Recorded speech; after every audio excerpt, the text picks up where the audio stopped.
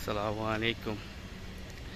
একটা কথা আপনারা মানই না না মানই, কিন্তু এই পৃথিবীতে স্বার্থপর মানুষ যারা, এরা দুনিয়ায় সফলতা অর্জন বেশি করে। আর যারা আল্লাহরে ডরায়, সবসময় আল্লাহরে ডরাইয়া চলাফেরা করে, অবৈধ সম্পদের দিকে যায় না, তারা দুনিয়াতে একটু অপমানিত লাঞ্ছিত হয়। কিন্তু দুঃখটা থাকে তারা যে আজকে অপমানিত হয়ে গেলাম, কিন্তু মনের ভিতরে একটা সুখ থাকে, আখেরাতে হয়তো আল্লাহ ভালো একটা কিছু দিবা।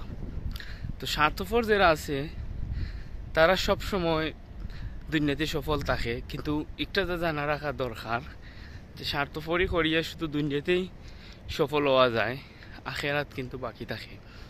আর আমরা প্রত্যেক মুসলমান, আমরা দুনিয়ার লাগি চিন্তা করলেও আখেরাতের লাগি বেশি চিন্তা করা লাগবে।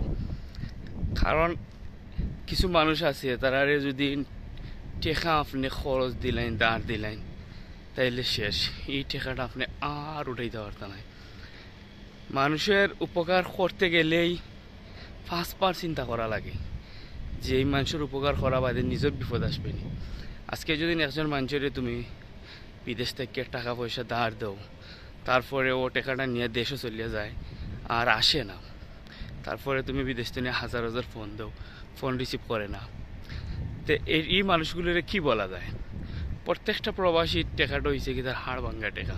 এখন আরেকজন প্রবাসী হইয়া যদি এই টাকাটা ঋণ হিসাবে নিয়ে পরে আর দিতে চায় না, তো কি পরিমাণ কষ্ট লাগে আপনার কাছে। এটা প্রত্যেকটা প্রবাসী হলরে কইরাম যে কাউরে যদি টাকা ধার দিতে হয়, একবারের জায়গাতে 100 বার চিন্তা করিয়া তারপরে দিও, না দান না দেওয়াটাই ভালো।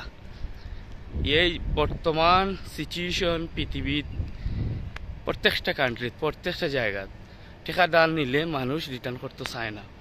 এর লাগি টেকা দান না দেওয়া ভালো। টেকা দান দিলে বন্ধুত্ব নষ্ট হয়, ফ্রেন্ডশিপ নষ্ট হয়, আত্মীয়তা নষ্ট হয়, পাশাপাশি চলা নষ্ট হয়, কত ধরনের সমস্যা ফেস করতে হয়। এর লাগি টেকা দান না দেওয়াটা সব মধ্যে বেটার। কারণ একটাই কথা, টাকা আমার কাছে নাই, আল্লাহ ভরসা, এরকমই চলা ভালো। কারণ টেকা ধার দিলে আর এই সম্পর্ক ঠিক থাকে না, বন্ধুত্ব ঠিক থাকে না। টেকা ধার দেওয়া পরে তোমার বন্ধু শত্রু হয়ে যায়, আর কাজিন দুশ্মন হয়ে যায়। কাজে টেকা দান না দেওয়া বলা, যত কষ্ট হয় না কেন, ও একটা মানুষ বিপদে পড়লে পারলে একবারে দিয়ে দিও, কিন্তু দাঁড় হিসাবে দিও না। এটাই আমার রিকোয়েস্ট আপনাদের কাছে।